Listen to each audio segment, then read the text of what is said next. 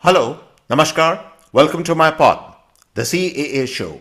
CAA, as all of you know, is Conversations and Analysis. My name is Juggi Bhasin.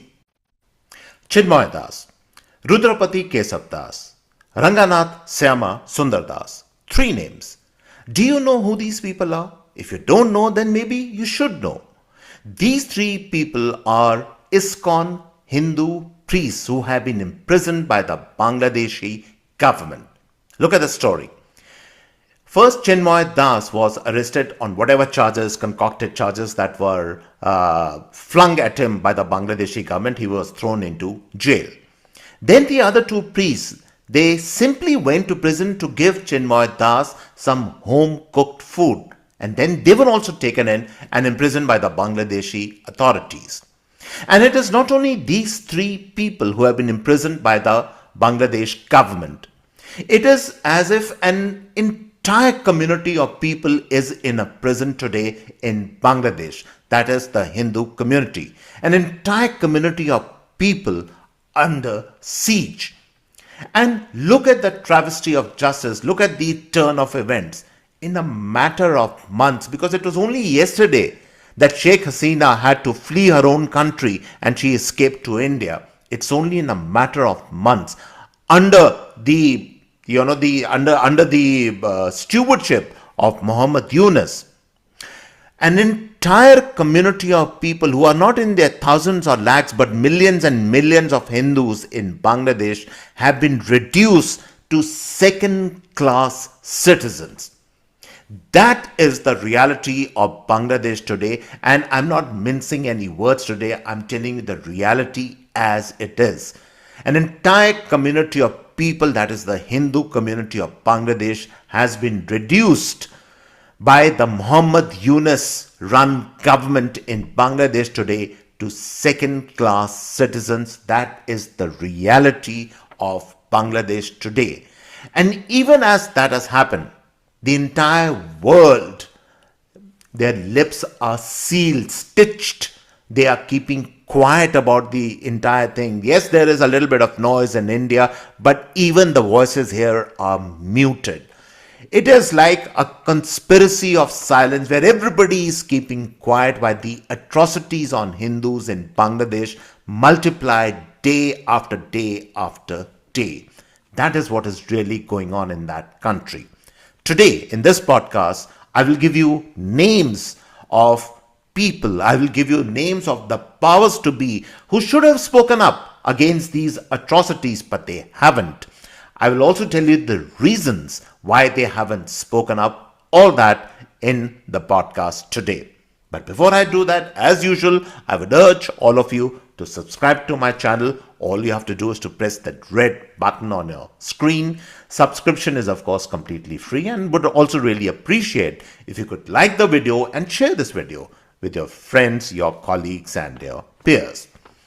Now let's start with a name list, the people who have kept quiet at this absolute atrocity which is going on in Bangladesh, and to my mind the first real genocide which is taking place in our contemporary times, because till now there has been so much of talk of genocide, but it has all really been talk. This is real genocide. This is real harassment. This is a real curtailing of rights, reducing citizens to second-class citizens. That is what is happening in Bangladesh today. So let me start with the number one organization I think we should be held to account, and that is the Nobel organization, the Nobel Committee, the people who select the Nobel laureates in Sweden. My anger really is against these people, and I'll tell you why. Because these people, they gave the Nobel Prize to a person like Muhammad Yunus. And this 83-year-old Muhammad Yunus is a man who is today presiding over this absolute harassment, curtailing of rights, this reduction of citizenship of Bangladeshi Hindus. He's presiding over it, and he is justifying it. And the Nobel Committee of Sweden does nothing about it. Not a word of condemnation. They haven't taken away his Nobel Prize. Nothing has been said so far. The complete hypocrisy of the Nobel Committee is there for all to see. That's the number one name which I would like to name of the powers to be who are, to my mind, hand in glove with what is going on in Bangladesh today. Number one. Number two, what about bodies like the United States Commission on International Religious Freedom, which is a body in the State Department in the US, which year after year after year criticizes India on religious matters, about the treatment of India, so-called treatment of India against its principal minority. Not a word has been said by this body on the harassment, on the curtailing of rights of Bangladeshi Hindus. They also have a lot to answer for. Nothing has been said about them. The complete hypocrisy of this body.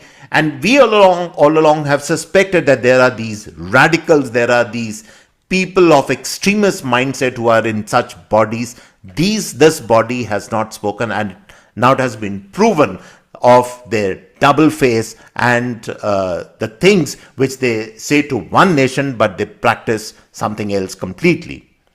Number three is the United Nations itself. Why is the UN keeping quiet against this atrocity which is going on, against this genocide which is building up in Bangladesh? Why is the UN keeping quiet? The UN is constantly, it's like a blabbermouth which is constantly talking about human rights. It has human rights bodies. It has human rights watchdogs. It has all kinds of these human rights apparatus in the UN, but not one of these worthies has taken it upon themselves to speak about these atrocities in Bangladesh. And for those of you who, a lot of a younger audience who might not be aware of this, and there are people I have seen when the 70s, what really was happening in Bangladesh, in the sense we knew what was going on at that time.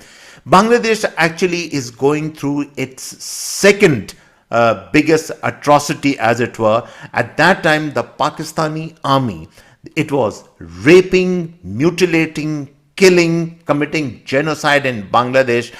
And look at the turn of events, look at the turn of history, that the same thing is happening in Bangladesh today. And nobody, as I said, none of these worthies, none of these powers to be has spoken out about this turn of events which is happening in that country. Now, let's come to the number three and the number four important people or the powers to be who should have spoken up about these atrocities, but they haven't. And that is the media, the world media. Let's talk a little bit about the world media, starting with, of course, the venerable BBC, which at the drop of the hat, even today, day after day, hour after hour, the World Service has not even once commented on these atrocities in Bangladesh. It keeps on filling our minds with what's going on in Ukraine, what's going on with Gaza, and all these human rights stories which are coming out from Gaza, from Lebanon, but not one word has been said about Bangladesh. And it's not only the BBC, but France 24, DW, all these international channels, CNN, the MSNBC of America, nobody has spoken about these atrocities. And look at the print media, look at the New York Times, the Washington Post, look at all these papers, none of them are speaking about this atrocity. It's like it probably is maybe happening on the planet Mars or some other universe. It's not happening in this globe. It's that kind of an approach which is being adopted by all these media outlets. And yes, there is a little bit of noise in the social media in India. Some of the news channels definitely are raising this issue. But by and large, some of the important newspapers, even in our own country, like the TOI, HT, are largely silent about it. Not too many pieces, not too many editorials are being written about it. There should in fact have been a campaign which have been launched against these atrocities, but nothing of that sort is being done. And therefore, to say that the world media and even some parts of our own media are complicit in a conspiracy of silence would not be wrong. Then let's come to the other worthies who are keeping quiet. Hollywood. Hollywood does matter. At the drop of the hat, you have people like Meryl Streep, Robert De Niro. They have spoken so passionately against Trump and in favor of the Biden government. And they speak for all kinds of rights on the world, but none of them have spoken about these atrocities. And what about people like, for instance, Julia Roberts? Julia Roberts, if you did not know, is a Hindu woman today. Her lips are sealed. She has spoken against Trump. She has spoken for the Biden, for Kamala Harris, but she has not said a word against these atrocities. What about somebody even like Richard Gere? Richard Gere is not a Hindu, but he's a Buddhist. But again, he is to that extent connected to this part of the world. He frequently visits India. He has not spoken a word. Not a cheap, as we say, cheap is CHEEP, not a cheap from any of these Hollywood worthies. But forget Hollywood. What about our own Bollywood? Because Bollywood does matter. Has anyone have any of the A graders from Hollywood? Well, I have news for you. Forget about the A graders. The A, B, C, none of them have spoken against these atrocities. Somebody even like, you would expect like Akshay Kumar to speak about it, but he hasn't spoken against it. And what about the usual people who are speaking all over the place against atrocities in Gaza, again atrocities, so-called atrocities against minorities in India like Javed Saab, Shabana Azmi, Dia Mirza, Nasiruddin Shah? None of them have opened their mouths. Their mouths could be stitched right now against these atrocities against the Bangladeshi Hindus. Anurag Kashyap, that actress Pannu, all these people, everyone is keeping quiet and they are constantly blabbering all over the place when it comes to so-called other atrocities, whether so-called within India or even outside, as I said, in far-flung places like in Gaza, Lebanon, and so many of these other places. So it's like a complete conspiracy of silence which is going on at the moment. And what about the streaming platforms like Netflix, Amazon? Has somebody done something about it? Has someone made a documentary about it? Has someone made a television serial about it? Nothing of that sort. There are no plans to do it also. They're all keeping quiet as if such a thing does not even exist. Such a thing is not happening in the world. And finally, let's come to our own government. Yes, the government, the MEA, the Ministry of External Affairs, has issued some would call a strongly worded statement. To my mind, it has been a very tepid statement on the matters. And the question, therefore, which I am posing for our government is today, that what is the point of having the fourth largest army in the world? What is the point of being a nuclear power? A country which has tested the hypersonic missile, a country which actually has real power today. What is the point if we cannot exercise that power to bring this Bangladeshi government to its senses? And I certainly don't for a moment, I'm not advocating that we invade Bangladesh or we send our troops right now, but there are hundreds of other ways where we could put pressure on the Bangladeshi government and make them come to their senses. But so far, I think we haven't done that at all. And therefore, this question is also to our own government, that what are we doing to alleviate the plight of this community in Bangladesh? And therefore,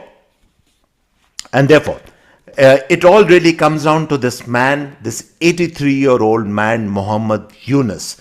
And to my mind, this actually is symbolic of the fact that when you put a so-called leftist, liberal kind of a person in a position of power, which has been done, which Muhammad Yunus, as we know, has been propped up by certain forces and imposed and put into Bangladesh, then look at what he is doing. He is not only turning a blind eye to what is happening in Bangladesh, he is actually justifying it.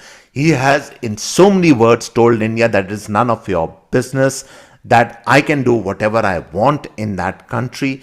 And that to me is galling. That to me is something which really makes your blood boil, that the so-called Nobel laureate, the so-called liberal, the so-called leftist, the so-called banker, or whatever he was, so-called educated man, this man is presiding over this single biggest atrocity. And all the Islamists and all the radicals and all the students who are all banding around under him, because it is under him. And some people say, oh, he doesn't really have any power, but that's not the point. The fact is, he's the face of the Bangladeshi government. He is what we see about the Bangladeshi government. If you had a conscience, if you really were a right thinking person, you would have stepped down by now. You would have said, I can't control the situation. The Islamists, the radicals have taken over, the students have taken over. They are doing whatever they want to. If you had the gumption, if you had the honesty, if you had that little bit of a conscience in you, but you don't have, Mr. Yunus, and you are the person who is singularly responsible for the state of affairs in Bangladesh today. And therefore, I'm coming to the question that why is this happening? Why is there is this conspiracy of silence where everybody is keeping quiet about it, as it were. Nobody wants to talk about this issue, as if this issue will vanish away on its own. I predict it won't. It will get worse and worse and worse, and a time will come when India will have to do something about it, because of a very simple reason.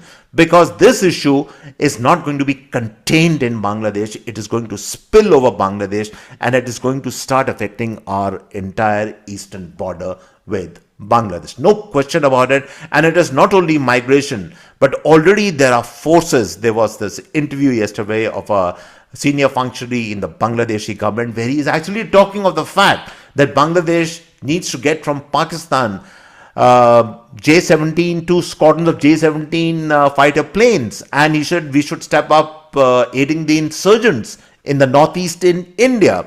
We already had reports that a ship stacked with ammunition and weapons meant for the insurgents has docked in the Chittagong port in Bangladesh. Pakistan is already up to mischief. These things are already happening. This is not some fictional thing or some conspiracy thing or some thrillers we are talking about. This is reality which is happening. To my mind, and those of us who have witnessed what has happened during the 70s in Bangladesh know that it is a replay of the entire thing. India at that time also was forced to step in. And it created a Bangladesh. Who knows what's going to happen now? But the fact is, India has no choice at some point or the other. This is not Maldives. This is not even Sri Lanka. This is not even next door. This is actually, in a way, Bangladesh is almost like attached to you. And you have to take cognizance of what is going on there. There is no way we can turn what is called a Nelson's eye, or we can just look away and say, it doesn't concern us, this is not our country, which I think is a little bit of the approach right now. And it's not the right approach, because you should be concerned with what's going on out there. And for people who say that there are some people like us, podcaster like us, who are saying, oh, no, send in the army, send in the troops. I'm not advocating that. I'm saying there has to be a step ladder of escalation. But you really have to start climbing that ladder. You have to start from rung 1, and then from rung 1 to 2 to 3, and then you go up the ladder if the need arises. But we haven't even stepped on the ladder. And what do we need to do that? Well, all you need to do for that is that first we have to immediately put huge diplomatic pressure on Bangladesh. We have to raise the cause of the Bangladeshi Hindus in all fora, in all world forums, in the UN. Bring to shame those entities, and I have given you a list of these entities who have not spoken up. Ask them to speak up. Ask them to take sides now. Ask them to say that you have no choice but to take side. Bring up the matter in the Security Council, in the UN, so the world notices this, what is going on. The world is forced to take a side. We need to do that. That's number one. Number two, we need to stop all these medical intervention cases which keep coming from Bangladesh to India, because when they need us, they will happily come to India, take whatever they want from our country, all the expertise, whatever, and then go back. Cut off all the electricity links to Bangladesh. And even as a first escalatory step, we really need to start thinking of the fact that we might have to start a naval blockade of the Chittagong port, blockade, stop all ships coming to Bangladesh, put on immense pressure, literally stop all the Pakistanis, the Chinese, or whatever, whoever wants to come and blockade that entire region, bring this country to its senses so that it understands how it deals with the Bangladeshi Hindus. Because please remember another thing, whatever the pronouncements of the leader at the top, that carries a lot of weight. And even though Muhammad Yunus is unelected, he has been imposed there, but the fact of the matter is he still is the face of Bangladesh today. So he has to be forced into saying that all steps will be taken to protect the Bangladeshi minority, the Hindus of Bangladesh. These atrocities will be put down with an iron hand. He hasn't said that. He needs to say that. He should be forced to say that. And the only way to do that is to apply pressure on him. Nicely worded, mild, tepid words of condemnation from the MEA are not going to do the trick. It has never happened before. It will not happen in this case also. We need to change course. And also, I can understand the fact that nobody wants to get embroiled in a long war. We have all seen what has happened, for instance, in the Russia-Ukraine front, and how Russia has got embroiled in this war. We certainly don't want that also.